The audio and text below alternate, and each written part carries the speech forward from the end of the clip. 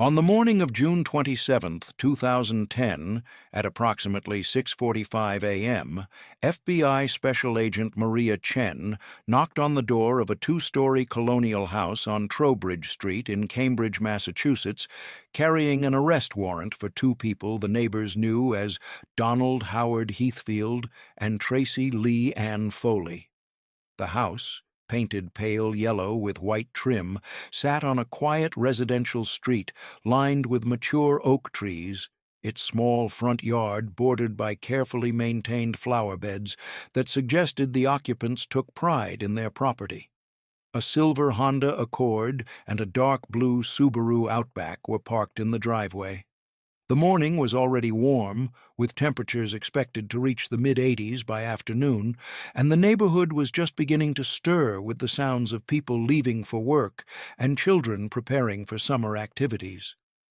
Chen, 39 years old, had been working counterintelligence cases for the FBI's Boston field office for 8 years. The operation she was executing that morning had been code-named Ghost Stories, and it represented the culmination of a surveillance and investigation effort that had spanned more than a decade. The targets were not ordinary American citizens, despite their American names, their American accents, their American jobs, and their thoroughly American suburban lifestyle.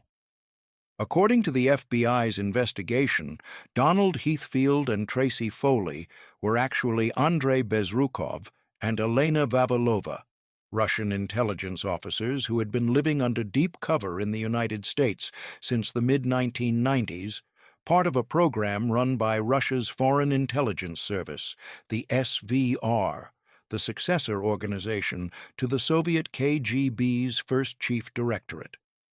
What made the Heathfield-Foley case particularly complex, and what would make the arrests that morning especially traumatic, was that Donald and Tracy had two sons.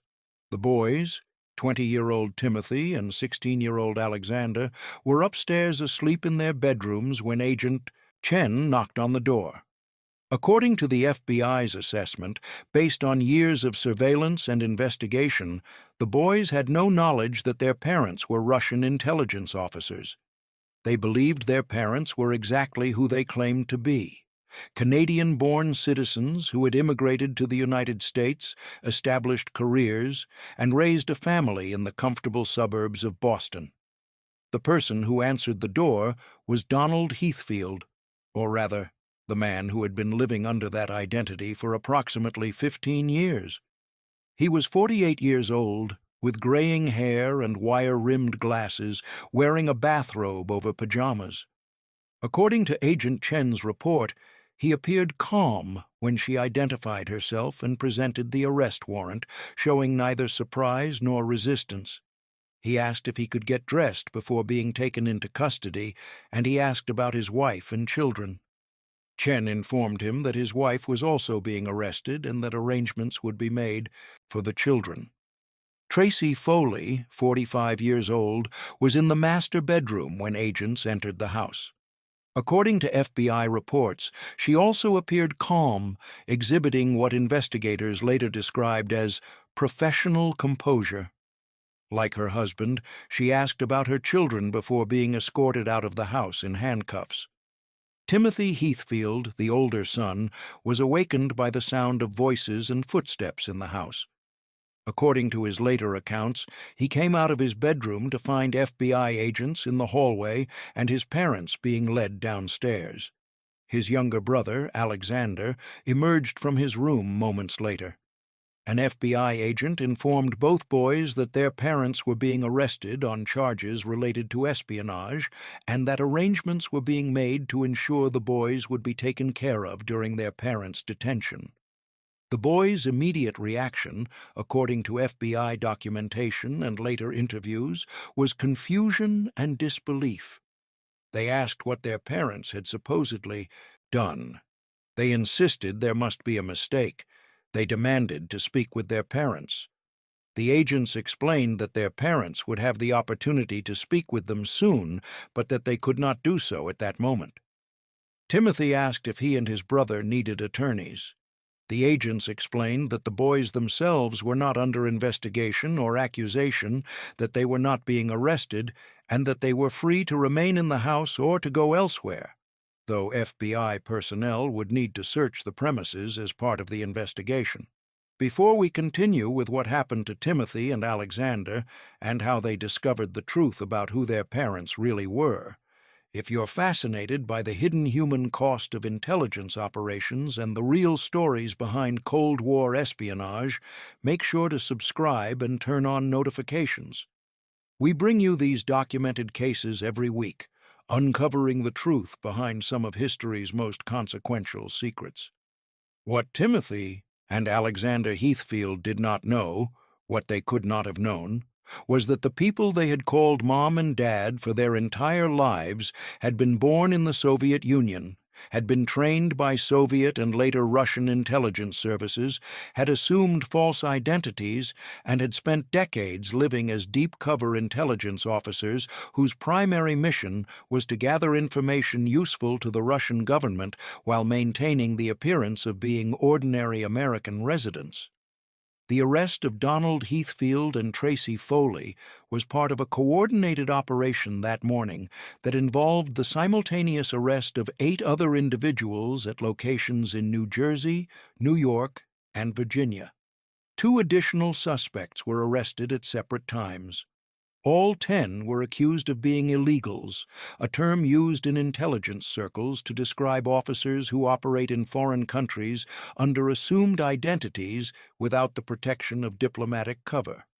Unlike intelligence officers who work officially in embassies or consulates and enjoy diplomatic immunity, illegals live as ordinary civilians and face criminal prosecution if caught. The investigation that led to these arrests had begun years earlier, with the FBI identifying suspicious patterns of behavior and communication that suggested the presence of a Russian intelligence network operating in the United States. The specific surveillance of Donald Heathfield and Tracey Foley had intensified around 2006, approximately 4 years before their arrest, when signals intelligence and other investigative methods had indicated that they might be part of this network. The person who would become Donald Howard Heathfield was born Andrei Olegovich Bezrukov in 1960 in Siberia, in the Soviet Union. According to what is known about his background, which comes primarily from later admissions by Russian officials and from Bezrukov's own statements after his arrest and subsequent return to Russia, he grew up in an ordinary Soviet family. He was academically talented, particularly in languages, and he attended university in Moscow, studying international economics. At some point during his university years, or shortly thereafter, he was recruited by the KGB, the Soviet Union's Committee for State Security, which handled both internal security and foreign intelligence operations. The KGB's tradition of using illegals dated back to the 1920s and had been refined over decades. Officers selected for illegal work underwent extensive training in languages, foreign cultures, communications techniques, and operational security. Bezrukov underwent such training sometime in the late 1970s or early 1980s. He was trained to speak English with a Canadian accent and studied Canadian history, geography, culture, and current events. The KGB provided him with documents supporting a false identity, a birth certificate, school records, employment history, all fabricated but sufficiently detailed to withstand casual verification. The person who would become Tracey Leanne Foley was born Elena Vladimirovna Vavilova in 1962, also in Siberia. Like Bezrukov, she came from an ordinary Soviet family and was recruited by the KGB while still young, likely in her late teens or early 20s. She underwent similar training, learning to speak English fluently and to adopt the identity of a Canadian woman. Male and female officers were sometimes paired to operate as married couples, as a married couple living abroad appeared more natural and less suspicious than single individuals. In the late 1980s, Andrei Bezrukov and Elena Vavilova, now using the names Donald Heathfield and Tracey Foley, were deployed to begin building their cover identities in the West. They spent time in Canada, establishing a documented presence under their assumed names. They obtained Canadian passports, created employment histories, and established credit records, bank accounts, and the accumulated paper trail of ordinary people, living ordinary lives. In 1990, their first child was born in Canada. The boy was named Timothy. According to his birth certificate, his parents were Donald Howard Heathfield and Tracey Lee Ann Foley, both Canadian citizens. Timothy was a Canadian citizen by birth. He was given no indication that his parents were anything other than what they claimed to be. 4 years later, in 1994, a second son was born. He was named Alexander. Sometime in the mid-1990s, the Heathfield family relocated to France, where Donald enrolled in a graduate program at a French business school. This period in France served multiple purposes. It further established Donald's legitimate professional credentials, provided the family with international experience, and positioned Donald to eventually apply for jobs with international corporations or institutions that might give him access to information useful to Russian intelligence. By 1999, the family had relocated to the United States. Donald had obtained a position working for a strategic consulting firm. The family settled initially in New York, then moved to Cambridge, Massachusetts, purchasing the house on Trowbridge Street in 2003. The children were enrolled in local schools. Tracey worked in real estate. The family attended neighborhood barbecues, celebrated American holidays, and integrated themselves into the suburban community. Donald Heathfield's professional career was used as a platform for intelligence gathering. He worked for several years as a consultant for a company that specialized in strategic analysis. In 2004, he completed a master's degree from Harvard University's Kennedy School of Government. His graduate work and his professional consulting gave him access to policy discussions, academic networks, and business contacts that were of potential interest to Russian intelligence. He attended conferences, wrote papers, and built relationships with individuals working in government, academia, and the private sector. Tracey Foley's role was primarily to maintain the family's cover and to provide logistical support for her husband's intelligence activities. She worked as a real estate agent, a profession that allowed flexible hours and provided a plausible reason for traveling around the Boston area. She managed the household, ensured the children's education and activities proceeded normally, and maintained the family's integration into the suburban community. The FBI's surveillance of the Heathfield-Foley family intensified after 2006, when signals intelligence intercepts and other investigative methods suggested that they were part of an active Russian intelligence network. The FBI used a variety of techniques to monitor their activities. Agents conducted physical surveillance, following Donald and Tracey as they went about their daily routines.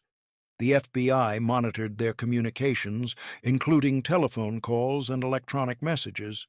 Agents conducted what is known as a sneak and peek search of their home on at least one occasion, entering when the family was away and examining documents, computers, and other materials without the family's knowledge. The surveillance revealed a pattern of activities consistent with espionage. Donald Heathfield traveled to various cities for what appeared to be ordinary business meetings, but which the FBI believed were actually meetings with Russian intelligence officers or other members of the network. Communications between Donald and individuals believed to be Russian intelligence handlers used coded language and encrypted messages. On at least one occasion, surveillance documented what appeared to be a brush pass, a brief contact between Donald and another individual during which items were exchanged in a manner designed to appear innocent. The FBI also discovered evidence of the methods Donald and Tracey used to communicate with their handlers in Russia. They used a technique involving short-range radio transmissions, where a computer would send encrypted messages to a receiver operated by a Russian intelligence officer nearby. They used invisible ink to write messages that could be revealed only through chemical treatment.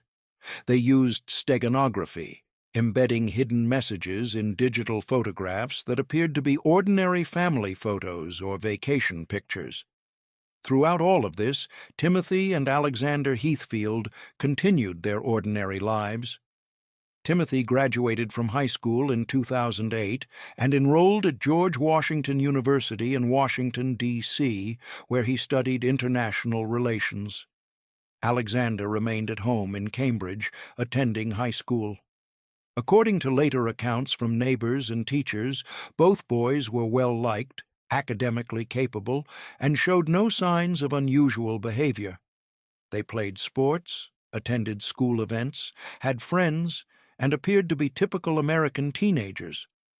The FBI's investigation of the broader network revealed that Donald and Tracey were not isolated operators, but were part of a coordinated group of at least 10 illegals living in the United States. The others included Richard and Cynthia Murphy, living in New Jersey with 2 daughters. Richard worked in corporate finance, and Cynthia was obtaining a graduate degree. Like Donald and Tracey, they were actually Russian intelligence officers living under assumed identities, Vladimir Guriev and Lydia Gurieva. Michael Zatoli and Patricia Mills, living in Virginia with 2 young children, were actually Mikhail Kutzik and Natalia Pereverzeva. Juan Lazaro and Vicky Pelaez lived in New York. Lazaro was actually Mikhail Vasenkov. Anna Chapman operated in New York under her real name, and Mikhail Semenko operated in Virginia, also under his real name. The FBI's investigation of these individuals spanned multiple years and involved extensive resources. The decision to arrest them in June 2010 was driven by several factors. First, the FBI had accumulated substantial evidence of their espionage activities. Second, there were indications that some of the illegals might be preparing to leave the United States.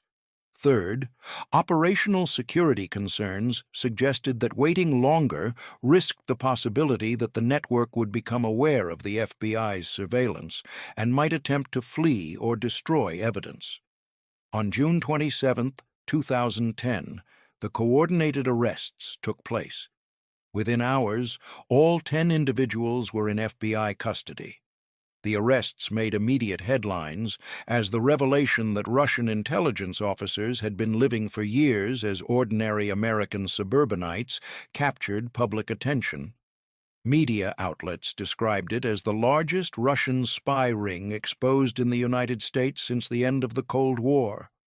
For Timothy and Alexander Heathfield, the hours and days following their parents' arrest were characterized by confusion, disbelief, and a growing sense that their understanding of their own lives was fundamentally incorrect. The FBI arranged for the boys to be placed temporarily with a family friend while the investigation proceeded. Timothy, who had just completed his sophomore year at George Washington University, returned to the Cambridge house to be with his younger brother. According to people who knew the boys during this period, they were in a state of shock. They contacted attorneys to try to understand what was happening.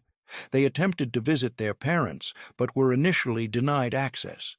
They spoke with FBI agents who tried to explain the situation, but the boys insisted there had been a mistake. The legal proceedings against Donald Heathfield, Tracey Foley, and the other arrested individuals moved quickly. All 10 were charged with conspiracy to act as unregistered agents of a foreign government and, in some cases, with conspiracy to commit money laundering. The charges did not include actual espionage or the transmission of classified information to Russia, as the FBI's evidence focused primarily on their activities as unregistered agents rather than on specific classified information they had obtained or transmitted. The Russian government initially denied that the arrested individuals were intelligence officers, but within days it became clear that Moscow was interested in negotiating their return.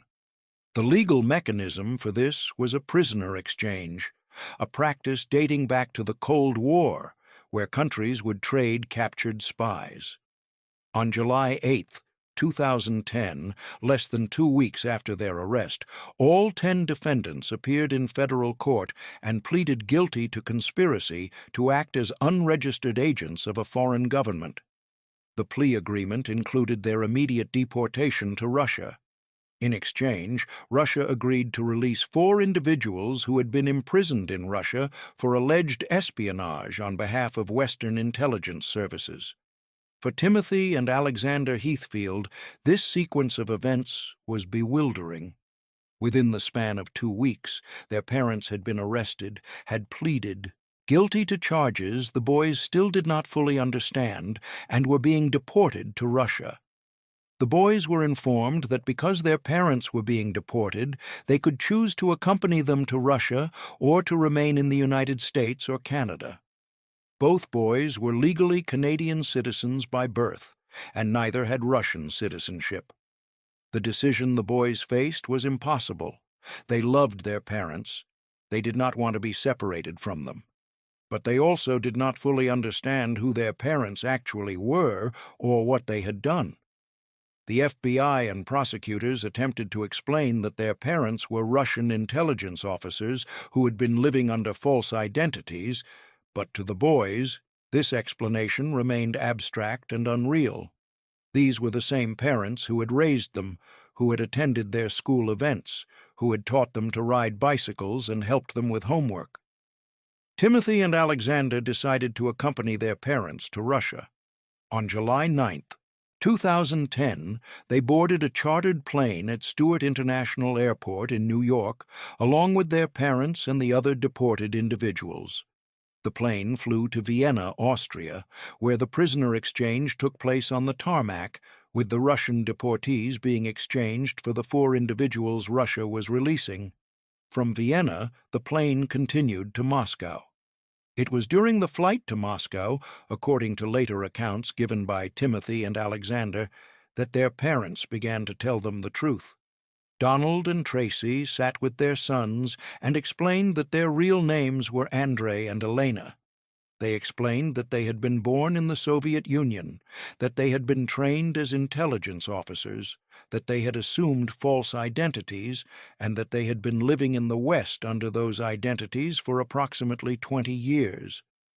They explained that everything the boys had believed about their parents' backgrounds, their Canadian origins, their families, their histories, was fabricated. According to Timothy's later account, given in interviews with journalists, his initial reaction was to not believe his parents. He thought they were confused or that they were being coerced into saying these things. But as his parents continued to explain, providing details about their real backgrounds and showing photographs of themselves in KGB and SVR uniforms that they had carried with them, the reality began to set in. The photographs were particularly significant. According to Alexander's later description, seeing photographs of his parents in Soviet military uniforms, younger versions of the people he knew but wearing the insignia of the KGB, made the situation undeniably real in a way that words had not. These were not strangers. These were his parents, but they were also people he had never known. The plane landed in Moscow on July 9, 2010. Timothy and Alexander Heathfield, though they learned that those were not actually their legal names in Russia, arrived in a country they had never visited, where they did not speak the language beyond a few basic phrases, where they knew no one except their parents, who, they now understood, were not the people they had believed them to be. In Moscow, Andrei Bezrukov and Elena Vavilova were greeted as returning heroes. Russian President Dmitry Medvedev met with the returned illegals and praised their service to Russia. They were given medals and honors. They were offered positions in government or academia. The Russian government treated them as patriots who had sacrificed years of their lives living in difficult circumstances to serve their country. For Andrei and Elena, returning to Russia meant returning home after 2 decades abroad. For Timothy and Alexander, arriving in Russia meant being uprooted from everything they had known and placed in a completely foreign environment. They did not speak Russian fluently. They had no friends or social connections in Moscow. They were Canadian citizens living in Russia with no legal status beyond temporary residence. They had to decide whether to remain in Russia with their parents or to return to North America, where they were citizens, but where they would be separated from their parents indefinitely. The question of identity became deeply troubling for both brothers. Was Timothy actually Timothy Heathfield? That was the name on his birth certificate, the name he had used his entire life. But that name was connected to a fabricated identity created by the KGB. His parents had given him that name as part of their cover. Who was he actually? He was the son of Andrei Bezrukov and Elena Vavilova, but he had never known those people. He had known Donald and Tracey. The complexity of his feelings, anger at the deception combined with love for the people who had raised him, made it difficult to know how to think about his own childhood and family. Alexander, who was 16 when the family was deported, faced similar identity questions, but with the added challenge of being younger and having even less agency in the decisions being made about his life. He had not chosen to go to Russia. He had not chosen to have parents who were spies. He had been placed in this situation by circumstances entirely beyond his control. The brothers also faced questions about their own legal status and future. They were Canadian citizens by birth, but the identities under which they had been born, Timothy and Alexander Heathfield, sons of Donald Heathfield and Tracey Foley, were now known to be fabrications. Canada eventually issued them new passports under their real names, Timothy and Alexander Bezrukov, though this designation was itself somewhat arbitrary, as they had never used those names until their parents' arrest. The other families affected by Operation Ghost Stories faced similar challenges, though the specific circumstances varied. Richard and Cynthia Murphy, Vladimir and Lydia Guriev, had 2 daughters who were younger than the Bezrukov boys at the time of the arrests. The girls, whose names were not publicly disclosed to protect their privacy, faced similar identity crises. The Murphy daughters chose to remain in the United States rather than accompany their parents to Russia.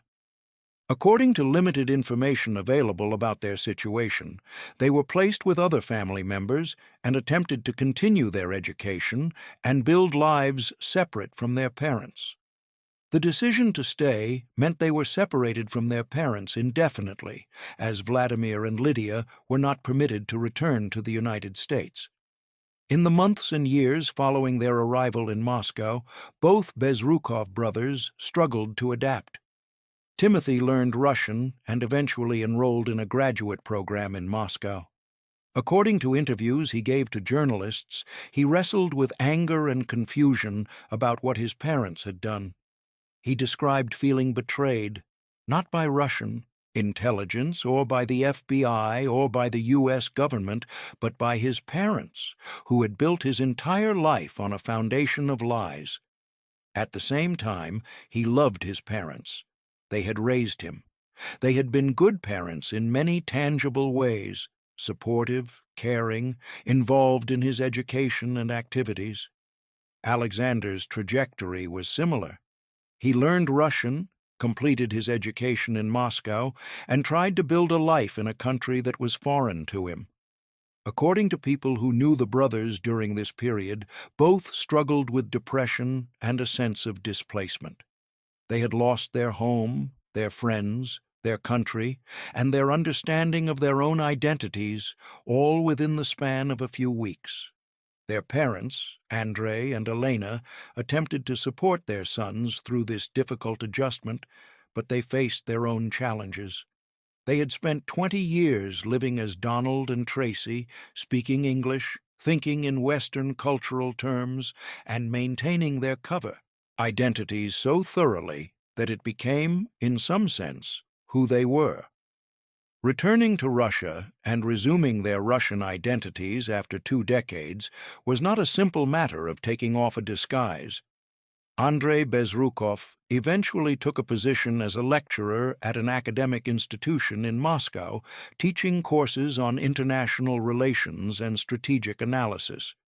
He gave occasional interviews to Russian media, defending the illegal program and describing his work in the United States as important service to his country. In these interviews, he often avoided discussing the impact on his sons, focusing instead on the strategic importance of intelligence work. Elena Vavilova took a lower public profile, though she occasionally appeared at events honoring the returned illegals. According to people familiar with the family, she focused much of her energy on helping her sons adapt to life in Russia. The psychological impact of Operation Ghost Stories on the children involved has been the subject of analysis by psychologists and researchers studying the effects of parental espionage on families. The children faced what psychologists describe as identity trauma, a fundamental disruption in their understanding of who they are, where they come from, and what their family relationships mean. According to psychologists who have studied similar cases, children in these situations often struggle with what is sometimes called biographical disruption, the understanding that the narrative they had been given about their own lives was false. This creates a sense of unreality and can lead to difficulties trusting their own memories and perceptions. In 2016, 6 years after the arrests, Timothy Bezrukov gave a detailed interview to a journalist in which he discussed his experiences and his feelings about what had happened. He was 26 years old at the time, had completed his education in Moscow, and was working in the business sector. He described the period immediately following his parents' arrest as the most difficult time of his life, characterized by confusion, anger, and a sense of betrayal. He described the moment on the plane to Moscow when his parents showed him the photographs of themselves in KGB uniforms as a moment when his understanding of reality fundamentally shifted. Until that point, he had maintained some hope that there had been a mistake, that his parents were not actually spies, but had been wrongly accused. The photographs made it impossible to maintain that hope. He described his relationship with his parents as having changed fundamentally. He still loved them, and he understood that they believed they had been serving their country, but he could not fully forgive them for the deception. He described feeling that his entire childhood had been instrumentalized, that he and his brother had been brought into the world not primarily because their parents wanted children, but because having children served their intelligence mission. When asked whether he considered himself American, Canadian, or Russian, he said he did not know how to answer that question.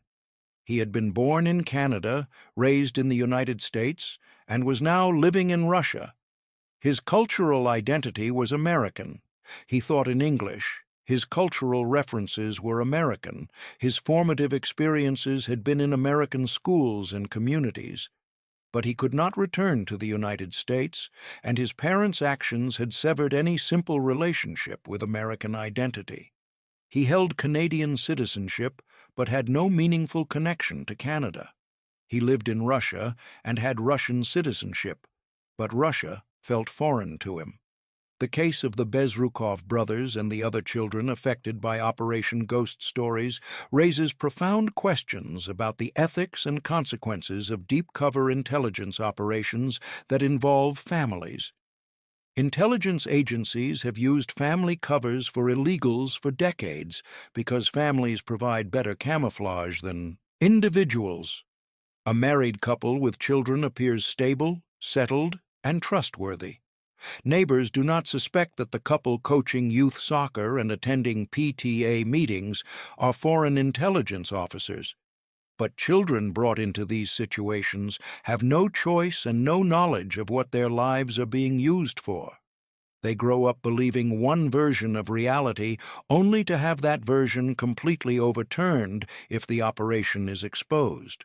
They become victims of their parents' decisions and of the intelligence agencies that planned and directed the operation.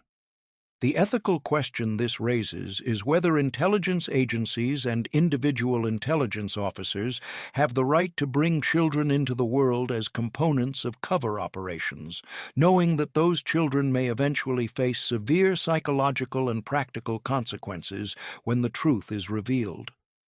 From a utilitarian perspective focused solely on intelligence effectiveness, the answer might be yes. The intelligence value justifies the means, including the impact on children.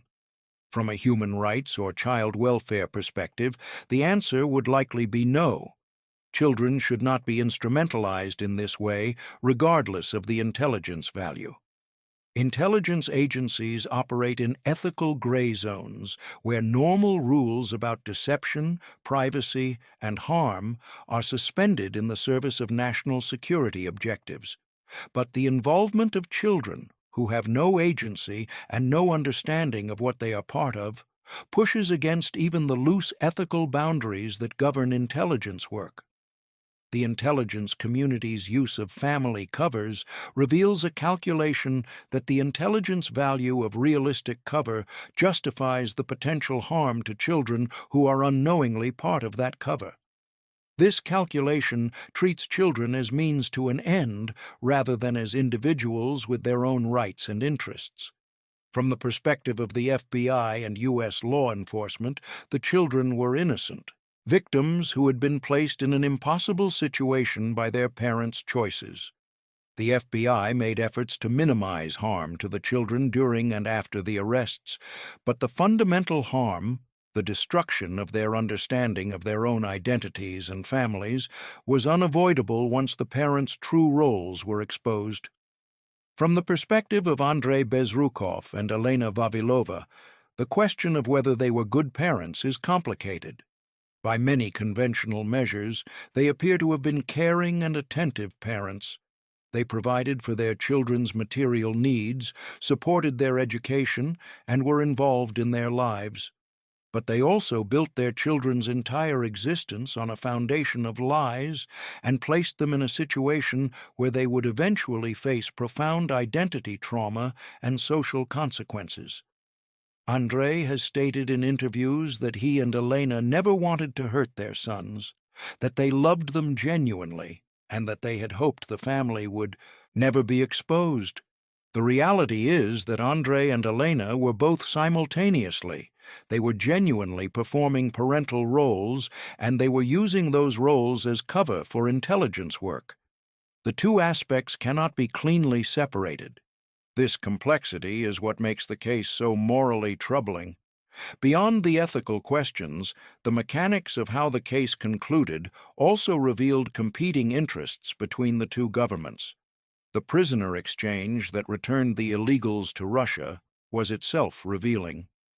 The speed with which the exchange was negotiated, less than 2 weeks from arrest to deportation, suggested that both the United States and Russia wanted to resolve the situation quickly. For the United States, prosecuting the case would have required revealing sensitive information about how the illegals had been detected, potentially compromising intelligence sources and methods. For Russia, the arrested individuals knew operational details about the illegal program that Russian intelligence did not want revealed through a lengthy public trial. The 4 individuals Russia released in exchange for the 10 illegals were men who had been imprisoned in Russia for alleged espionage on behalf of Western intelligence services. The most prominent was Sergei Skripal, a former Russian military intelligence officer who had worked as an agent for British intelligence and had been arrested in Russia in 2004. His release in 2010 allowed him to relocate to the United Kingdom, where he lived until 2018, when he and his daughter were poisoned with a nerve agent in what British authorities determined was a Russian state-sponsored assassination attempt. The fact that Skripal, who had been sentenced to 13 years in prison for espionage, was released after serving only 6 years in exchange for illegals who had not been charged with obtaining classified information, suggests that the prisoner exchange was driven more by diplomatic considerations than by any equivalence in the severity of the espionage. In 2013, Edward Snowden, a former National Security Agency contractor, leaked classified documents revealing extensive U.S. surveillance programs. Among the documents were references to NSA capabilities to intercept communications from Russian intelligence officers, including illegals operating in the United States. This suggested that signals intelligence had played a significant role in detecting and monitoring the illegal network that included the Bezrukov family. In 2016, the U.S. presidential election brought renewed attention to Russian intelligence activities in the United States, with allegations and investigations into Russian interference in the election through cyber operations and influence campaigns. For the Bezrukov brothers, living in Russia during this period meant living in a country whose intelligence services were being accused of various hostile activities against the country where the brothers had grown up and where they still had friends and cultural connections. Andrei Bezrukov, during this period, became something of a public figure in Russia. He gave lectures and interviews, appeared on Russian television programs, and wrote articles on international relations and intelligence matters. He defended the illegal program and described it as an important tool for understanding foreign countries and protecting Russian national interests.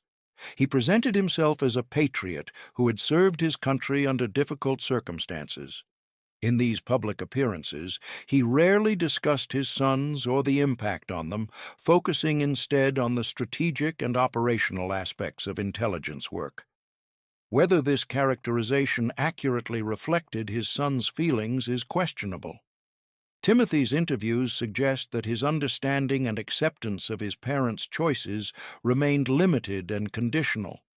He appeared to have reached a point where he could maintain a relationship with his parents while also acknowledging that he would never fully understand or agree with what they had done. Alexander maintained an even lower profile and gave few interviews, making it difficult to assess his long-term psychological state or his relationship with his parents. In 2020, 10 years after the arrests, several of the returned illegals participated in a Russian television documentary about the program. Andrei Bezrukov and Elena Vavilova were featured prominently. They discussed their training, their deployment, their lives in the West, and their arrest and return. The documentary presented them as heroes who had sacrificed personal comfort and safety to serve Russia. What the documentary did not explore in depth was the cost to their children. The question of responsibility for what happened to Timothy and Alexander Bezrukov and the other children is complex and implicates multiple actors and systems. Andrei Bezrukov and Elena Vavilova made the choice to have children while living under deep cover as intelligence officers. They knew that their cover identities were fabricated, that they were engaged in espionage, and that if they were exposed, there would be consequences. They chose to bring children into this situation anyway. This places primary responsibility with them. However, they made this choice within the context of an intelligence program designed and directed by the KGB and later the SVR. The illegal program encouraged or required officers to build realistic cover identities, which often meant getting married and having children. Andrei and Elena were following the logic and requirements of the system they served. This distributes some responsibility to the intelligence agencies and the Russian state. The FBI's decision to arrest the illegals and their handling of the situation also affected the children. The FBI was acting within its legal mandate to investigate and prosecute foreign intelligence officers operating illegally in the United States, and the agency made efforts to minimize harm to the children given the circumstances. At a broader level, the Cold War and post-Cold War intelligence competition between Russia and the West created the context in which illegal programs existed and in which families were used as cover for espionage operations. The children, Timothy, Alexander, and the others, bear no responsibility for any of this. They were born into circumstances they did not choose, were raised with an understanding of their lives that was false, and then had that understanding shattered in ways that caused lasting trauma. They were victims of their parents' choices, of intelligence agencies' operational decisions, and of a geopolitical system that treated human beings as instruments of state power. By 2025, 15 years after the arrests, Timothy Bezrukov would be 35 years old and Alexander would be 31. Both have largely withdrawn from public view, though they continue to live in Russia according to available information. They have built careers and lives as adults in Russia, but those lives are shadowed by the circumstances of their childhood and the revelations of 2010. Andrei Bezrukov continues to appear occasionally in Russian media and at academic events, presenting himself as an expert on international relations and Western strategy. Elena Vavilova maintains a lower profile. Both are now in their 60s, approaching the age when people reflect on their lives and choices. Whether Andrei and Elena have second thoughts about the path they chose, about the decision to have children while living under deep cover, about the impact on Timothy and Alexander, is something only they can know. The broader illegal program that Andrei and Elena were part of appears to have continued in some form even after the 2010 arrests, though with greater operational security and presumably with lessons learned from the failures that led to the exposure of the network. Russian intelligence services continue to value human intelligence and deep cover operations, and there are likely illegals currently operating in various countries, including potentially in the United States, living under assumed identities and building cover lives that may include marriages and children. This means that there may be children today in the same situation that Timothy and Alexander were in, growing up believing one version of their family's identity while their parents maintain false identities as part of intelligence operations. These children may be years or decades away from learning the truth, if they ever learn it, and they will face the same identity trauma and disruption that the Bezrukov brothers experienced. Timothy Bezrukov was 20 years old when his parents were arrested. He is now 35, having spent half his life dealing with the aftermath of discoveries made on a plane to Moscow in July 2010. Alexander was 16 when his world collapsed. He is now 31, his formative years shaped by trauma and displacement. Both are still young men with potentially decades of life ahead of them, but those decades will be lived in the shadow of circumstances they did not create and choices they did not make. They remain, 15 years later, sons trying to reconcile the parents who raised them with the intelligence officers who deceived them, a reconciliation that may never be fully achieved, but one they must live with every day.